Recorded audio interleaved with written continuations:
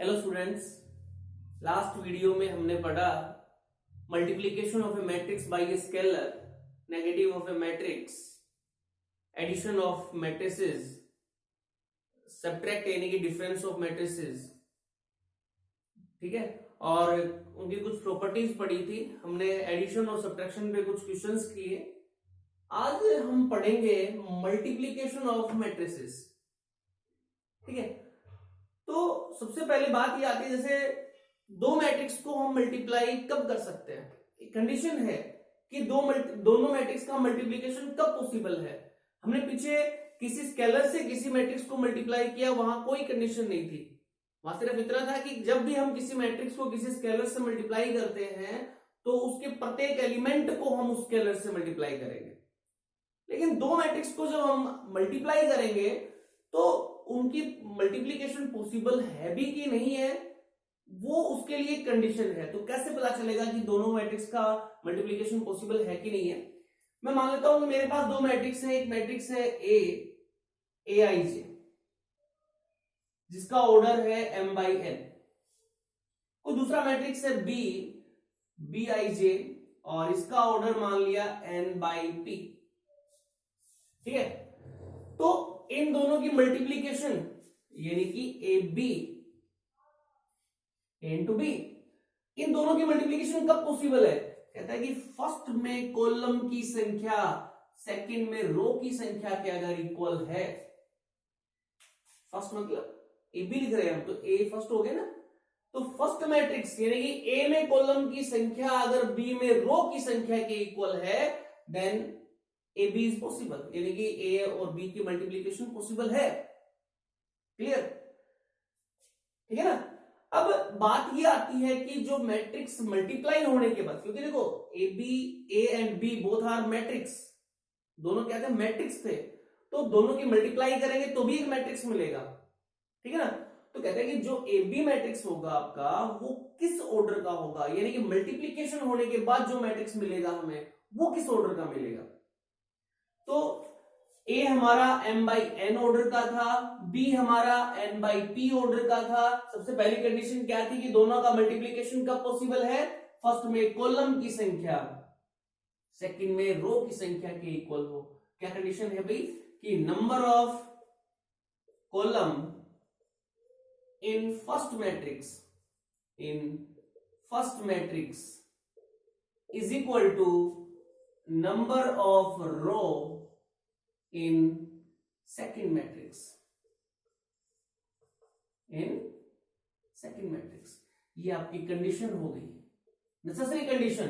दो मैट्रिक्स की मल्टीप्लिकेशन कब पॉसिबल है, number of column in first matrix is equal to number of row in second matrix. अगर ऐसा है तब हम कह सकते हैं कि दोनों मैट्रिक्स का मल्टीप्लिकेशन पॉसिबल है। अब बात ये आती है कि दोनों को मल्टीप्लाई करने के बाद, यानी कि मान लो यहाँ ए मैट्रिक्स है जिसका ऑर्डर m बाई n है, बी मैट्रिक्स है जिसका ऑर्डर n बाई p है। तो मल्टीप्लाई करने के बाद जो मैट्रिक्स मिलेगा, मतलब ए बी की बात हो रही है, तो ए बी किस ऑर्डर का होगा। तो किस ऑर्डर का होगा, यहां से इसकी रो लेंगे हम यानी कि m, यहां से इसके कॉलम लेंगे हम यानी कि p। तो ए बी जो मैट्रिक्स मिलेगा हमें, वो किस ऑर्डर का मिलेगा, m बाई p। पहले की रो दूसरे का column, that is the order of multiplication of that particular matrices. यानी कि उन दोनों मैट्रिक्स के जो मल्टीप्लाई होने के बाद जो मैट्रिक्स आएगा उसका ऑर्डर ये होगा। क्लियर। अब बात ये आती है, ये तो हो गया कि दो मैट्रिक्स को हम कब मल्टीप्लाई कर सकते हैं, ठीक है ना। कंडीशन पता लगी कि हम देखेंगे क्या इनका मल्टीप्लिकेशन पॉसिबल है कि नहीं है। ये भी पता लग गया कि दोनों मैट्रिक्स को मल्टीप्लाई करने के बाद जो मैट्रिक्स मिलेगा वो किस ऑर्डर का होगा, ठीक है। अब इसमें एक चीज है, एक जैसे ए बी लिखा हमने, तो इसको बोलते हैं हम प्रीफैक्टर। क्या बोलते हैं इसको, प्रीफैक्टर। और ये दूसरा वाला जो मैट्रिक्स है इसको बोलते हैं हम पोस्ट फैक्टर। प्रीफैक्टर, पोस्ट फैक्टर, ठीक है ना। ये प्रीफैक्टर, ये पोस्ट फैक्टर। तो हम ये भी कह सकते हैं कि यहां से एक बात क्लियर होती है कि दो मैट्रिक्स का मल्टीप्लिकेशन कब पॉसिबल है, जब हम ये कहें कि number of column in prefactor pre factor में जो कॉलम की संख्या है that is equal to number of row in post factor. अगर प्री फैक्टर में कॉलम की संख्या पोस्ट फैक्टर में रो की संख्या के इक्वल है then we can say AB is possible, यानी कि मैट्रिक्स मल्टीप्लिकेशन इज पॉसिबल, यानी कि उन दोनों मैट्रिक्स का मल्टीप्लिकेशन पॉसिबल है। क्लियर? तो ये था भाई कि दो मैट्रिक्स को हम कब मल्टीप्लाई कर सकते हैं, मल्टीप्लाई होने के बाद जो मैट्रिक्स आएगा उसका ऑर्डर क्या होगा। अब बात ये आती है कि उनको मल्टीप्लाई करेंगे कैसे, कैसे मल्टीप्लाई करेंगे देखते हैं भाई। मैं एक क्वेश्चन ले लेता हूं, कोई एग्जांपल ले लेता हूं, दो मैट्रिक्स, कोई भी दो मैट्रिक्स ले लेता हूं तो उनको हम मल्टीप्लाई करेंगे। मैं एक एग्जांपल लेता हूं, ठीक है। तो मैंने ले लिया एक कोई मैट्रिक्स है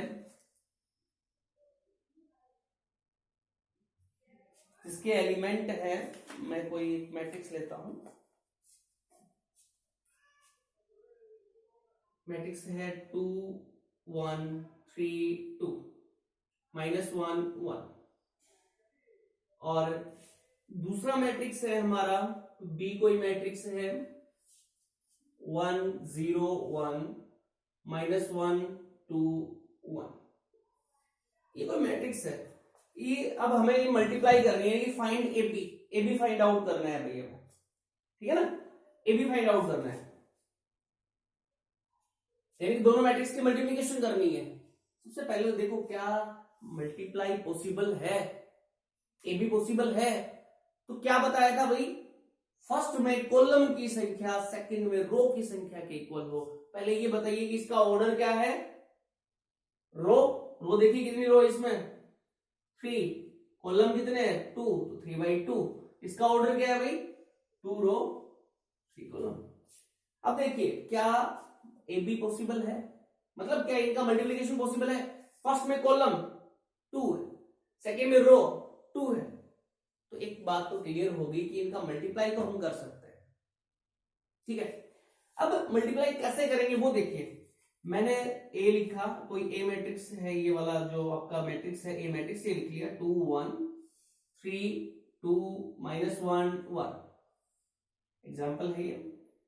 और दूसरा मैट्रिक्स ले लिया 1 0 1 -1 2 1, ठीक है। अब मल्टीप्लाई कैसे करेंगे इसको हम, इसकी रो को, पहले वाले मैट्रिक्स की रो को इसके कॉलम से मल्टीप्लाई करेंगे, पहले वाले मैट्रिक्स की रो को सेकंड मैट्रिक्स के कॉलम से मल्टीप्लाई करेंगे। तो कैसे करेंगे देखिए, अब पहले इस फर्स्ट रो को फर्स्ट कॉलम से करते हैं, तो पहला एलिमेंट हमारा 2 into 1 2 into 1 प्लस 1 को -1 से, तो 1 into -1, ये हमारा फर्स्ट एलिमेंट आ गया।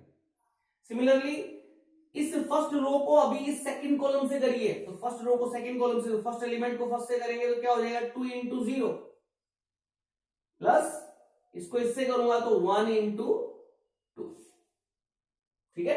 ऐसे ही इस फर्स्ट रो को थर्ड कॉलम से करिए, वो यहां लिखेंगे हम, तो 2 into 1 प्लस 1 into 1, ठीक है। इसी तरह अब इस सेकंड रो को इस फर्स्ट कॉलम से करिए, फिर सेकंड रो को इस सेकंड कॉलम से करेंगे, फिर इसी रो को हम थर्ड कॉलम से करेंगे। तो पहले अब सेकंड रो को फर्स्ट कॉलम से करूं तो 3 को 1 से किया, 3 into 1, फिर 2 को -1 से किया प्लस 2 into -1, ठीक है। इसी तरह अब इसको सेकंड कॉलम से करेंगे तो 3 into 0 प्लस 2 into 2, सही है। इसी सेकंड रो को थर्ड कॉलम से करिए तो 3 into 1 प्लस 2 into 1, ठीक है। अब इस थर्ड रो को फर्स्ट कॉलम से, फिर करेंगे हम थर्ड रो को सेकंड कॉलम से, इसी थर्ड रो को इस थर्ड कॉलम से, और ऐसे लिखते जाएंगे। तो थर्ड रो को पहले इससे कर रहा हूं भाई, तो -1 into 1 -1 into 1 plus 1 into -1 1 into -1, ठीक है। अब थर्ड रो को सेकंड कॉलम से, तो -1 into 0 प्लस 1 into 2 हो गया।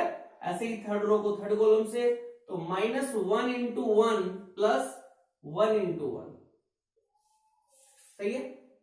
अब इनको मैं थोड़ा सोल्व कर लेता हूं, क्या करता हूं, क्या आएगा देखिए, 2 इंटू 1 2, 1 को -1 से किया तो -1, ठीक है।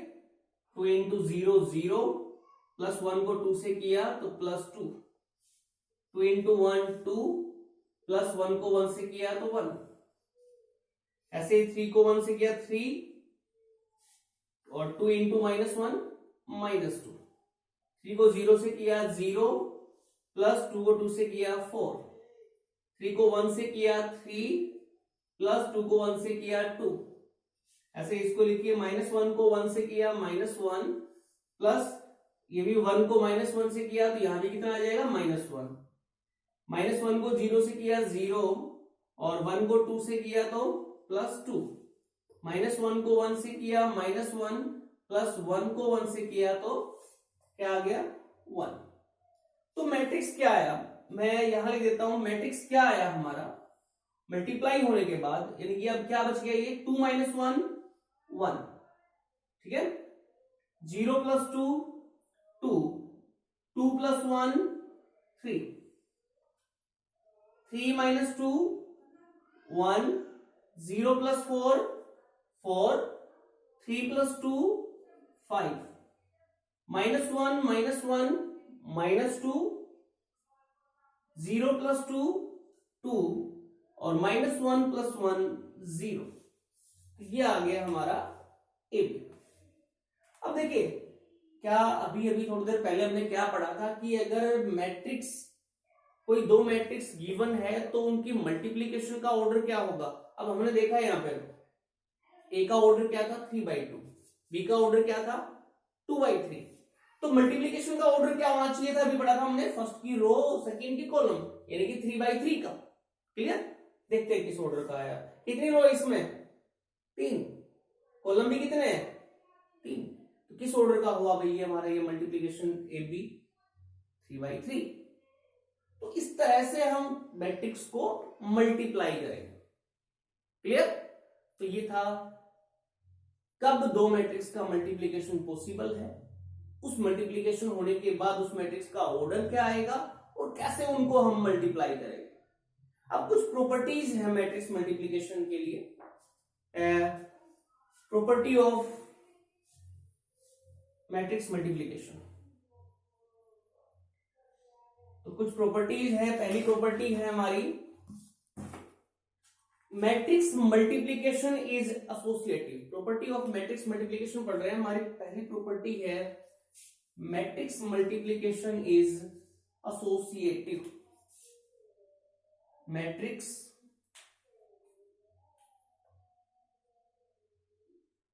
Multiplication is associative। Matrix multiplication is associative, ठीक है। मतलब मेरे पास कोई 3 मैट्रिक्स है, मल्टीप्लिकेशन पॉसिबल है उनकी, तो ए बी सी, इसका मतलब क्या हुआ, पहले ए को बी से मल्टीप्लाई करूंगा, फिर जो भी आएगा उसको सी से मल्टीप्लाई करूंगा। अच्छा देखो, एक ऑर्डर होता है मैट्रिक्स का ऑर्डर, है ना, m/n 2/3, एक ऑर्डर होता है सीक्वेंस, ठीक है ना, सीक्वेंस मतलब जैसे ए बी ऐसा लिखा। तो मैट्रिक्स मल्टीप्लिकेशन में ऑर्डर मैटर करता है, मतलब ए बी इज, ऐसा नहीं है कि ए बी है हमने उसको बी ए लिख दिया, A B is not equal to B always, हमेशा ए बी बी ए के इक्वल नहीं होगा, ये हम पढ़ेंगे भी कि matrix multiplication is not necessarily commutative, हमेशा कॉम्यूटेटिव नहीं होती, ऐसा नहीं है कि हमेशा कॉम्यूटेटिव होंगी वो, तो ऑर्डर मैटर करता है। तो ए बी मतलब पहले हम ए को बी से मल्टीप्लाई करेंगे, जो भी मैट्रिक्स आएगा उसको सी से मल्टीप्लाई करेंगे, और that is equal to A B C, मतलब बी को सी से मल्टीप्लाई करेंगे, पहले बी मैट्रिक्स को सी मैट्रिक्स से मल्टीप्लाई करेंगे, जो भी आएगा उसको ए से मल्टीप्लाई करेंगे, दैट इज एसोसिएटिविटी, यानी कि matrix multiplication is associative.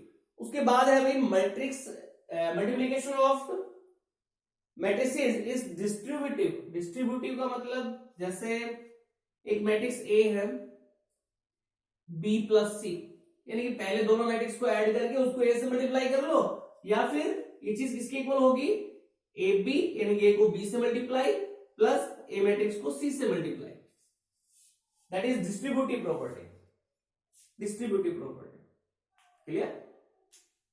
Commutative के लिए मैंने अभी बताया था कि matrix multiplication is not necessarily commutative, जरूरी नहीं हमेशा कॉम्यूटेटिव हो, ठीक है ना।